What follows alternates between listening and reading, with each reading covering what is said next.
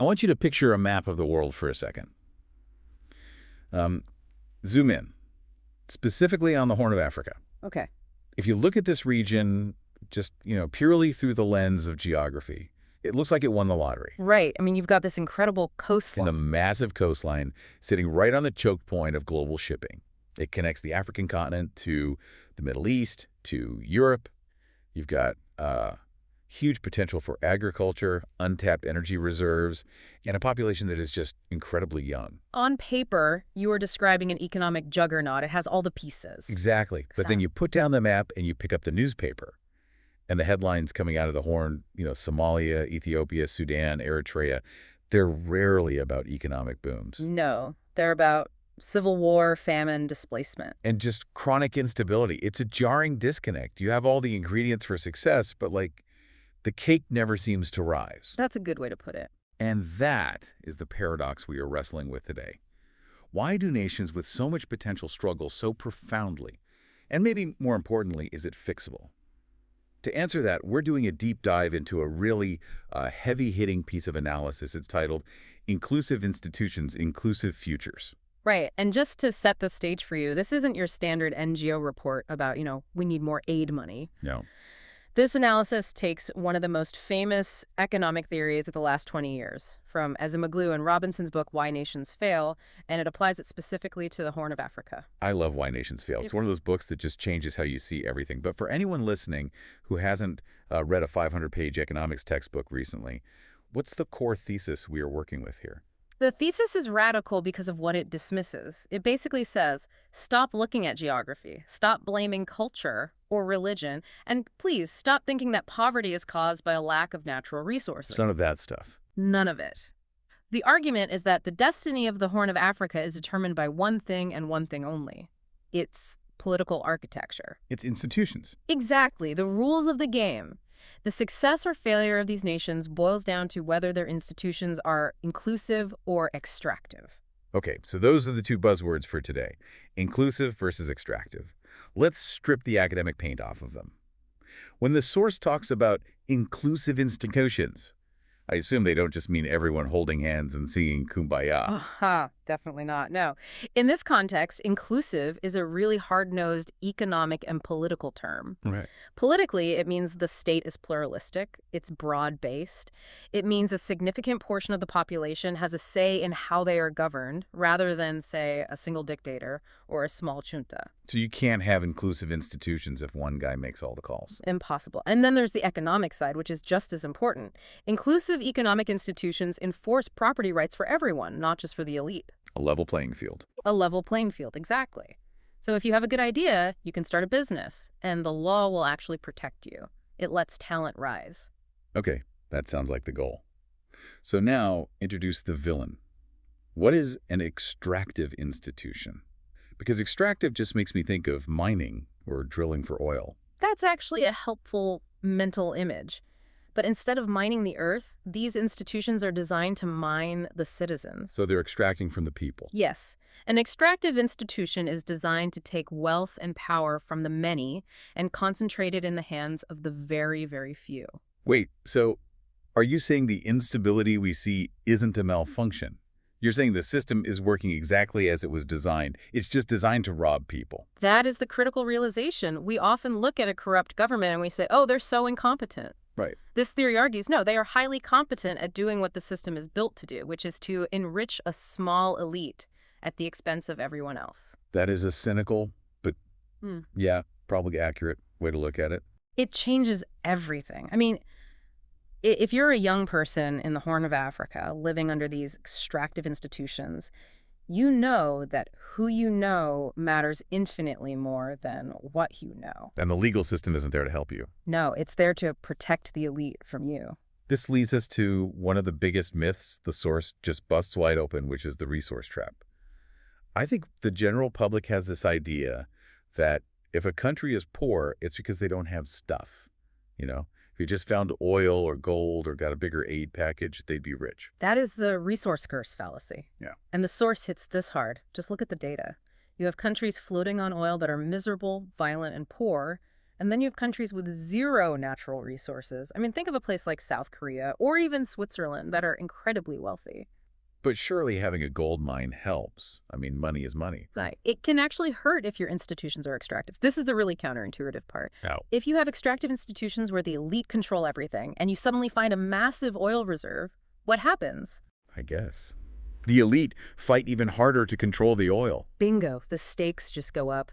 The pot of gold gets bigger, so the violence used to control that pot gets worse. The source argues that for the Horn of Africa, simply building a new port or discovering gas fields will not solve poverty. Because the money never gets to the people. If the political architecture is designed to siphon that money to the top, that new wealth will never, ever reach the average citizen. It's like pouring water into a bucket with a giant hole in the bottom. It's worse. It's like pouring gasoline onto a fire. You're just funding the very people who are suppressing the population. This brings us to the mechanics of how this all plays out in politics. The source describes a concept called winner takes all. Now, in, say, the US or Europe, if a politician loses an election, they go on a speaking tour. They write a memoir. Right. They don't generally go to prison or get shot. Exactly. In a functioning democracy with inclusive institutions, losing political power isn't fatal. You keep your property, your freedom, your life.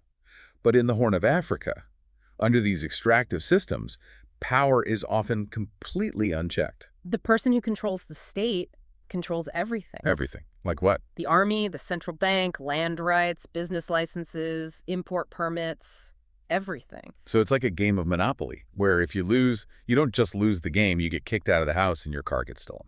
Precisely. If you lose political power, you lose your economic livelihood, you might lose your land, you might lose your physical safety. It becomes a zero-sum game. Which explains why leaders stay in power for 30, 40 years.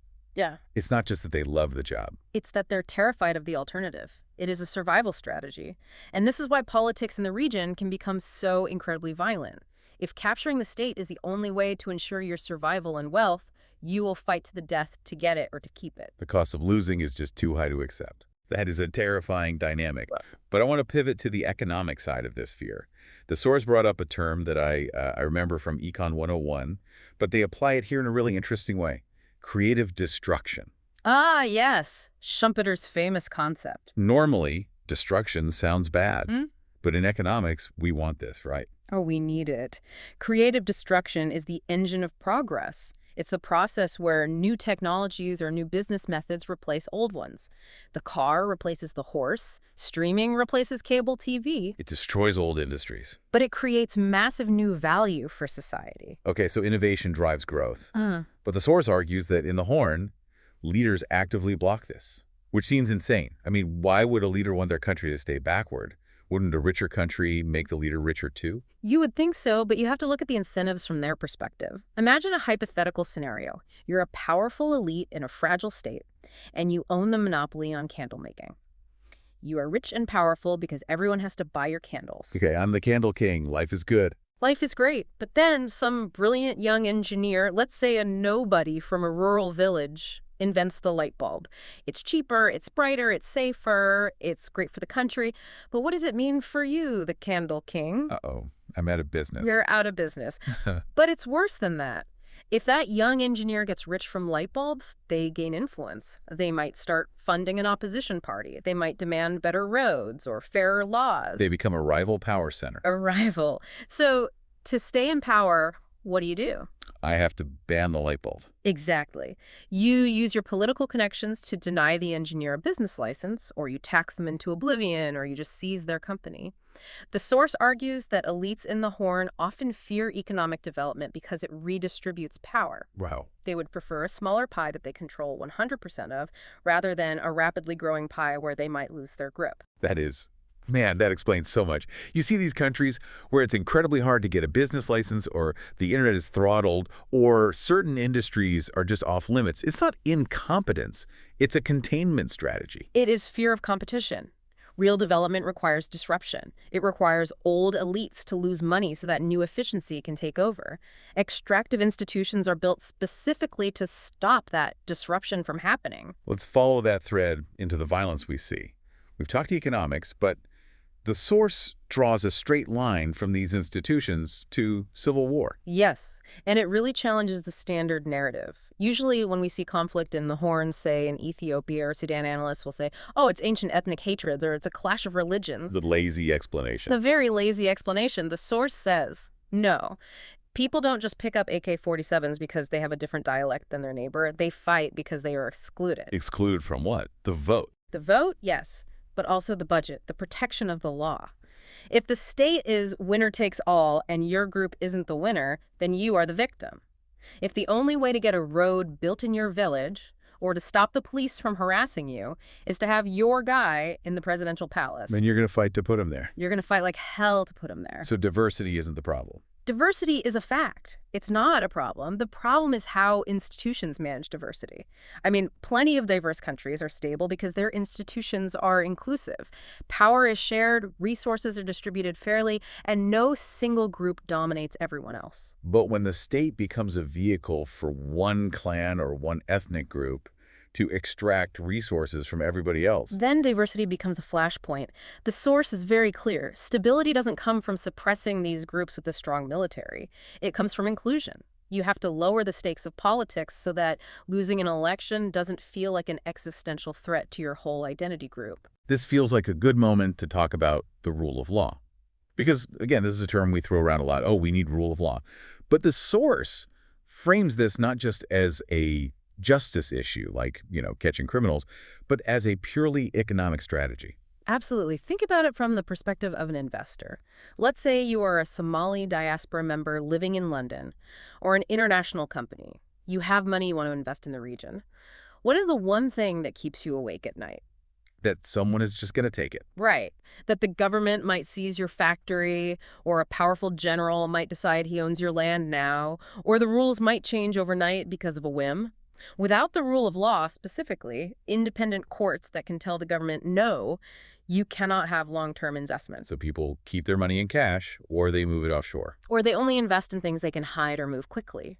You don't build a 20-year manufacturing plant in a place where property rights are a suggestion rather than a rule. And this keeps the economy stuck in what you might call the bizarre phase small trades, cash only, low productivity. So when the source says rule of law, they're basically talking about having a referee on the field. Exactly. And if the referee is wearing one team's jersey, nobody wants to play the game. Capitalism requires knowing that the contract I signed today will still be valid in 5 years. If you don't have that, you don't have an economy, you just have a hustle. Now, there is a temptation, and I think we see this in Western foreign policy sometimes, to say, okay, this place is chaotic. We need a strong man. We need a benevolent dictator to come in, clean house, and force development. The Lee Kuan Yew fantasy. Yeah. Yes, everyone wants a Singapore. Right. But the source makes a really subtle distinction here between a strong state and a forceful state. I thought those were the same thing. It's a crucial distinction. A successful state needs to be capable. It needs the capacity to enforce laws, collect taxes, build roads. That is strength. But, and this is the big but, it must be constrained. Constrained by what? By laws, by parliament, by the people. If a state is strong but unconstrained, it's not a partner, it's a predator. A forceful state uses its power to crush opposition. A strong, inclusive state uses its power to uphold the rules that apply to everyone, including the leader. So we want a government that is strong enough to protect you, but not free enough to exploit you. That is the delicate, delicate balance. And unfortunately, in the Horn, we often see international actors supporting forceful states in the name of security funding the military, funding police, without insisting on the constraints. They build the muscle of the state. Without building the conscience. That segues perfectly into the role of the rest of the world. The Horn of Africa is crowded with outsiders. You have U.S. military bases, Chinese infrastructure loans, Gulf money, European aid. Everyone is involved. Yeah. But the source drops a pretty harsh truth bomb on all of these international players. It does. It essentially says, you cannot buy reform.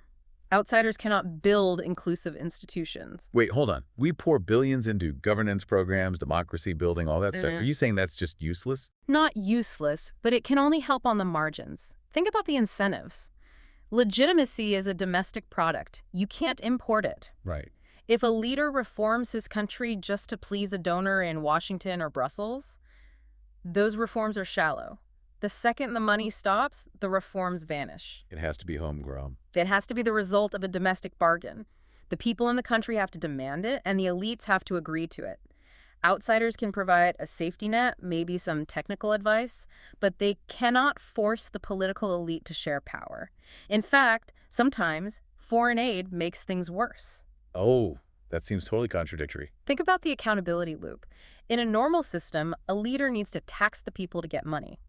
Because he taxes them, he has to listen to them. No taxation without representation, Yep. right? Classic. But what happens if a leader gets, say, 40% or 50% of his entire budget from foreign aid? He doesn't need the tax money as much. Exactly. He doesn't need the people. He doesn't need to listen to their complaints or negotiate with them. He just needs to keep the donors happy. The aid essentially cuts the cord between the citizen and the state. That is a very sobering thought. We might be subsidizing the very exclusion we're trying to stop. It's a classic case of good intentions, bad incentives. The source argues that sustainable institutions have to be built by the people who live there through their own messy, difficult internal negotiations. So if outsiders can't save the day and the elites benefit from the status quo, how does this cycle ever break? The source talks about the cycle of extraction. It sounds like a doom loop. Elites use money to get power, use power to get more money, repeat. It is a doom loop, and it is incredibly hard to break. But the source is not fatalistic. It says change is possible, but it usually doesn't come from a single hero leader. It comes from coalitions. Coalitions of who? Business groups who are tired of the corruption, civil society, student groups, even dissatisfied factions within the elite who realize the ship is sinking. Change happens when a broad enough group of people realizes that the current winner-takes-all system is going to destroy all of them eventually. So it's a slow grind. It's expanding the table inch by inch. Exactly. It's the slow work of building counterweights to power. A slightly more independent court here, a stronger chamber of commerce there, a freer press. It's not an overnight revolution. It's the accumulation of small victories that make the institutions more inclusive over time. And elections play a role here, but not in the way we usually think. The source emphasized peaceful transition over just voting. Yes. Voting is easy. I mean, dictators love holding elections that they win by 99%. Right. The real test of an institution is, can power change hands without bloodshed? That's the litmus test. If an opposition party wins and the ruling party actually steps down, that sends a signal to the entire world. The rules matter more than the person. That single act can do more for economic growth than $1 billion in aid. Because it proves the system is bigger than any one person. Precisely. It signals predictability. So, bringing this deep dive to a close, we basically have a checklist. If we want to see the Horn of Africa fulfill that massive potential we talked about at the start, the ports, the youth, the resources, we need to look at the foundations. We need governance that invites people in rather than locking them out. We need a rule of law that protects the shopkeeper as much as it protects the general.